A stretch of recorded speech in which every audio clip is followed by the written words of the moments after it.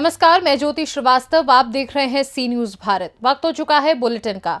इस बुलेटिन में बात होगी नांदेड़ में हुई आरती महाप्रसाद के आयोजन की, साथ ही गिरिडीह में हुए सड़क हादसे की, और अंत में बात होगी रोहतास में सड़क दुर्घटना में हुई शिक्षक की मौत की। इन तमाम खबरों पर होगी विस्तार से चर्चा। तो आइए शुरू करते हैं जिलेवार खबरों का सिलसिला।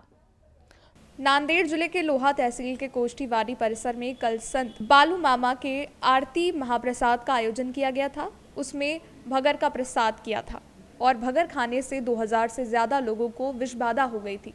विषबाधा होने वाले सभी को लोहा पुलिस स्टेशन के पुलिस निरीक्षक चिंचोलकर सर ने बस गाड़ी से, जीप से और कहीं प्राइवेट वाहन से लोहा, कंधार, अहमदपुर, नांदेड़ और कहीं हॉस्पिटल में रुगड़ाना को भेज दिया है। इनमें लोहा तालुका कांग्रेस अध्यक्ष शरद पाटिल पवार और कई जनों ने मदद की। कई रोगियों को डिस्चार्ज मिल गया है और कई रोगियों का उपचार प्रक्रिया भी चालू है।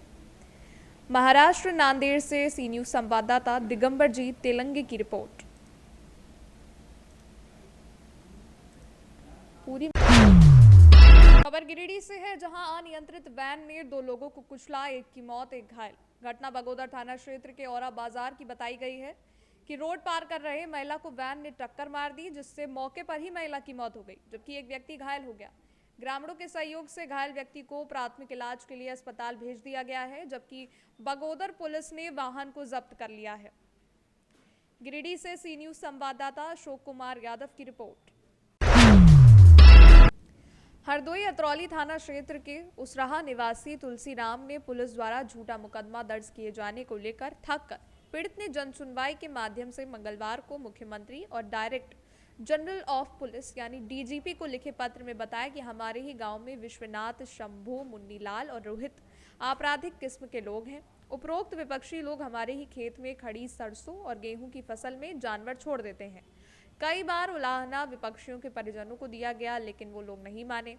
इसी महीने में 2 फरवरी दोपहर उपरोक्त लोगों ने हमारे खेत में खड़ी फसल में जानवर छोड़ दिए।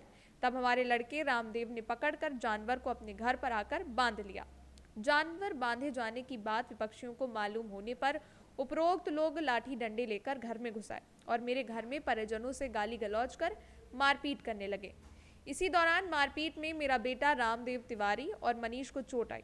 मारपीट कर उपरोक्त लोगों ने पहल की।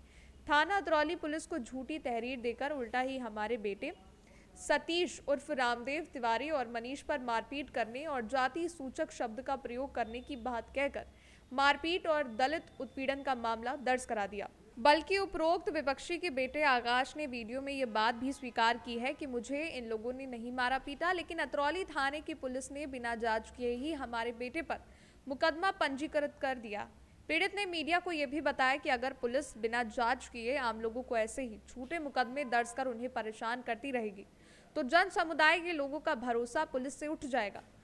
पीड़ित तुलसीराम ने शासन प्रशासन से मामले की निष्पक्ष जांच कर विधिक कार्रवाई कराए जाने की मांग की है। अतरौली थाना प्रभारी दिलेश सिंह ने बताया कि मामला संज्ञान में आया था। पुलिस प्रशासन की ओर से जांच कर विधिक कार्रवाई की गई है। फिलहाल देखना ये होगा कि वास्तविकता पीड़ित तुलसीराम को न्याय मिल पाएगा या फिर पुलिस प्रशासन अपनी इसी तरीके से मनमानी करता रहेगा। तुलसीराम, ग्राम उसराहा, थाना अतरौली। हमारे खेत में इन लोग कल्लू और विश्वनाथ की गाय रोज आती थी। हाँ का वो रहना दिया, नहीं माने। एक दिन हमें 2 तारीख को हमारे लड़कों ने फिर गए, खेत में मिली गाय, कहा, फिर चले आए हाँ करके गाय। फिर वो आए, आकाश और रोहित, आकाश, रवि, ये लोग हमारे घर में डंडा लेकर के बहुत गंदी गंदी गालियाँ देने लगे और बहुत कुछ किया। तो हम लोग चुप हो गए। फिर जाकर के उन्होंने मुकदमा उसके लड़के को नाजायज़ बना दिया कि हाँ मारा पीटा है, और मुकदमा यहाँ बना दिया है। और बल्कि इन लोगों ने हमारे लड़कों को मारा पीटा, बाद में मुकदमा बना दिया है।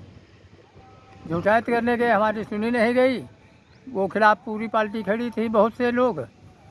हमको अंदर बैठा दिया कोतवाल में के पास, और बाद में शाम को छोड़ा। दूसरे दिन बुलाया, गए, फिर नहीं सुना, कहा बुला लाओ जाए अपने और किसी को।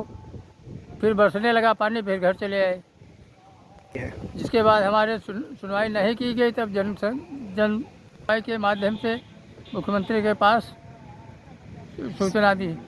जिन लोगों ने डंडा लेकर घर पर गए, उसकी वीडियो हमारे पास है।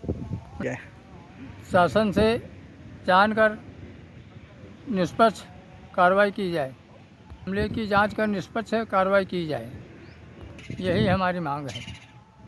आप अतरौली थाने परिसर में आए हैं, उसका चक्कर भी काट रहे हैं, काफ़ी हम देख रहे हैं आप परेशान हैं। क्या है आपका मामला? पूरे नाम सहित प्रकरण बताइए। मैं ग्राम उसराहा तिगावा का रहने वाला हूँ। आपका नाम क्या है? मेरा नाम मनीष कुमार है। मेरे पिता का नाम तुलसीराम है। जी।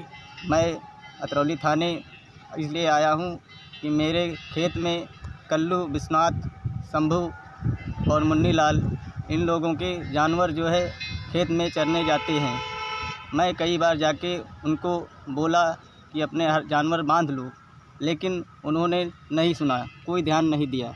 मैं 2 तारीख को फिर मेरे खेत में उनकी गायें गईं, लेकिन उन लोगों ने जब फिर मैंने कहा कि अपनी गायें बांधो, तो वो नहीं ध्यान दिया। जब मैं उनकी गाय पकड़ के अपने घर पे लाया, तो उन लोगों ने मेरे घर आकर उन लोगों ने मेरे घर में घुसकर गालियाँ देने लगे। जब मैं बोला कि गाली मत दो, तो वो मेरे भाई, मेरे परिजनों को गालियाँ देने लगे। जब मैंने बोला गाली मत दो, गाली क्यों दे रहे हो, मेरे ही खेत में आपने जानवर चराते हो और मेरे को ही गाली दे रहे हो, तब उन्होंने डंडे लाठी लेकर मारना, मेरे और मेरे भाई को मारना शुरू कर दिया। और जब सारे लोग इधर उधर से जब आवाज़ें आने लगी, तो उन लोगों ने फिर से चले जाने गए और थाने जाकर मेरे ऊपर उल्टा खुद ही FIR करवा के मुकदमा करवा दिया है। मैं जब थाने जाता हूँ तो मेरी कोई सुनवाई नहीं होती है। मेरा यही निवेदन है सरकार से कि मेरे पास सबूत भी है, इसका वीडियो भी है कि उन लोगों ने मेरे को घर के अंदर घुसकर मारने और गाली दिया। मैं सरकार से यही निवेदन है कि इसकी निष्पक्ष जांच हो। अगर मैं दोषी हूँ तो मेरे को सज़ा दी जाए, वरना इन लोगों को सज़ा दी जाए। जो ये वीडियो है, तो इसमें जो विपक्षी के जो आपने बताया, जो वीडियो आपके पास मौजूद है, तो उसमें वीडियो में मतलब विपक्षी के जो लड़के ने मुकदमा दर्ज, उसने क्या कहा है कि मारा है कि नहीं मारा है? नहीं, उसने यही कहा कि नहीं मारा है। वो तो सही खड़ा है, हमने कहा मारा। हरदोई से सी न्यूज़ संवाददाता शिवम की रिपोर्ट। खबर कानपुर से है, जहां करौली शंकर महादेव के द्वारा कई प्रदेशों में आध्यात्मिक यात्रा के दौरान जब उनकी बच्चों से बात होती है, तो बच्चे पढ़ाई से जुड़ी समस्याओं को लेकर काफ़ी चर्चा गुरुजी से करते हैं, जिसमें प्रमुख रूप से बच्चों में पढ़ाई में मन ना लगना, पढ़ के याद ना होना, याद किया हुआ भूल जाना, पढ़ाई करते वक्त घबराहट होना, पढ़ते पढ़ते सो जाना, स्कूल और कॉलेज के कार्यक्रम में भाग न लेना, ऐसी सैकड़ों समस्या बच्चों में पाई। जब गुरुजी को ये बात पता चली, तो गुरुजी ने एक विशेष प्रोग्राम बच्चों के लिए बनाया, जिसमें बच्चों में ज्ञान, आध्यात्मिक ज्ञान, सामाजिक ज्ञान, व्यवहारिक ज्ञान और संस्कृति का विकास उनमें कैसे हो सके, जिससे वो अपनी ज़िंदगी में आगे बढ़ने के साथ साथ राष्ट्र निर्माण में भी आगे हैं। इस कार्यक्रम को लवकुश फाउंडेशन के तत्वाधान में करौली शंकर महादेव जी के द्वारा लखनऊ, उत्तर प्रदेश के इस कार्यक्रम का शुभारंभ किया गया। कार्यक्रम का मुख्य उद्देश्य स्मृति का पवित्रीकरण करना है, इसलिए इसका नाम भी MP2 है, जिसका प्रथम कार्यक्रम आज लखनऊ के सरोजनी नगर के न्यू पब्लिक कोलिजिएट इंटर कॉलेज में किया गया। ये विश्व का प्रथम ऐसा कार्यक्रम है जिसमें स्कूल कॉलेज के बच्चे, टीचर, मैनेजमेंट और स्कूल कॉलेज का कोई भी स्टाफ इसमें भाग ले सकता है। करौली शंकर महादेव जी ने आज 1000+ बच्चों के साथ एक सामूहिक प्रयोग किया और प्रयोग के बाद उनमें बदलाव देखने को मिला। करौली शंकर महादेव गुरुजी का एक ही लक्ष्य है कि भारत देश रोग मुक्त रहे, शोक मुक्त रहे, ऋण मुक्त और ज्ञान युक्त भारत का निर्माण हो सके। कानपुर से सी न्यूज़ संवाददाता आयुष मिश्रा की रिपोर्ट।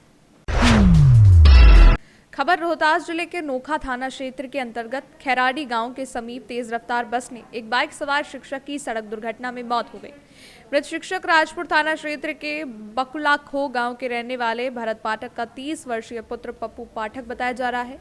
मृतक के परिजन बबलू पांडे ने बताया कि मृत शिक्षक पप्पू पाठक सासाराम में ही रह रहे थे और आज सुबह सासाराम से पड़डिया मध्य विद्यालय में पढ़ाने के लिए जा रहे थे। इसी दौरान नौखा थाना क्षेत्र के खैराडी के समीप तेज रफ्तार बस ने इनके बाइक में ठोकर मार दी, जिससे उनकी मौत हो गई।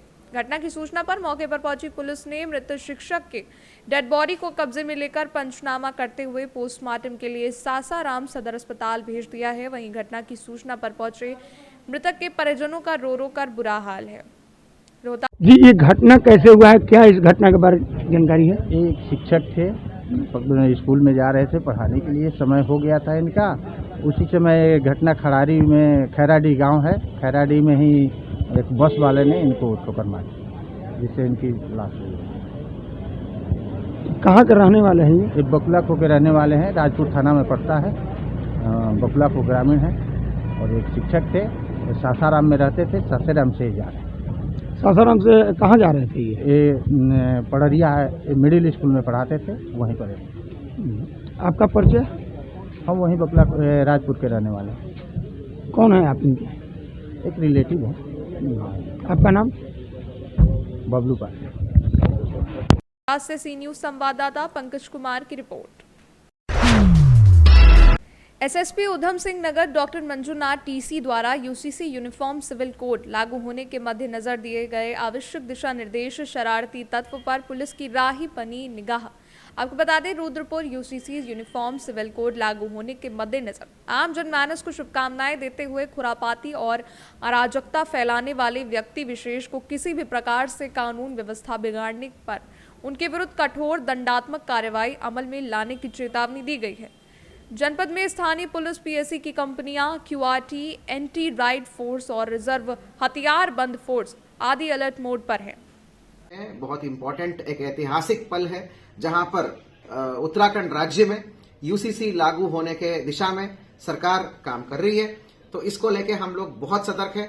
माननीय पीएचक्यू में डीजीपी महोदय और एडीजी महोदय और डीआईजी महोदय द्वारा, रेंज महोदय द्वारा कई बार इसका आकलन किया गया है। सुरक्षात्मक आकलन हमने कर लिया गया है। संवेदनशील इलाके जो पूरे जिले में जसपुर से लेकर जनकैया तक जितने भी संवेदनशील इलाके पड़ते हैं और मतलब इस प्रकार के मिक्स्ड आबादी जहां पर है और जो खुराफाती तत्व जहां पर एक्टिव रहते हैं, उन सभी जगहों पर हमने लगातार ड्यूटियां तैनात कर दिया है। विभिन्न जगहों से फोर्स आई है, आरटीसी से आई है। हमारे पास 4 कंपनी पीएसी है, 4.5 कंपनी पीएसी है। उसके अलावा पुलिस है। पुलिस के अलावा हमें आरटीसी का बल मिला हुआ है, वज्र वाहन है और राइट स्क्वाड्स है, फायरिंग स्क्वाड्स है, सारे हथियारबंद पुलिस स्क्वाड्स है, विभिन्न स्पेशल स्क्वाड्स हमने डिप्लॉय किया है और संपूर्ण जिले का पुलिस अलर्ट मोड में है। और समस्त थाने के पुलिस जो है नाइट पास को हमने कैंसिल करते हुए सबको बैरक में निवास कर रखा है। वो रेडी टू मूव हालत में है, जो क्यूआरटी के रूप में सभी असलाबंद है। वेपन्स हमारा ऑडिट हो गया है। तो इस प्रकार मैं ये बताना चाहूंगा कि किसी भी लोगों द्वारा लोकतांत्रिक रूप से जो विधानसभा में और एक विधेयक के रूप में आ रहे हैं यूसीसी, इस प्रक्रिया में कोई कानून को अपने हाथ में लेने का या अराजकता करने का कोशिश करेंगे तो पुलिस बल समस्त जो है सभी रहे हैं, अभी सभी सतर्क है और सारे आवश्यक कानूनी कार्रवाई हम।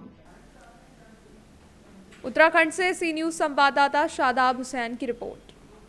फिलहाल के लिए इस बुलेटिन में बस इतना ही। देश दुनिया की बाकी खबरों को जानने के लिए आप देखते रहिए सी न्यूज भारत।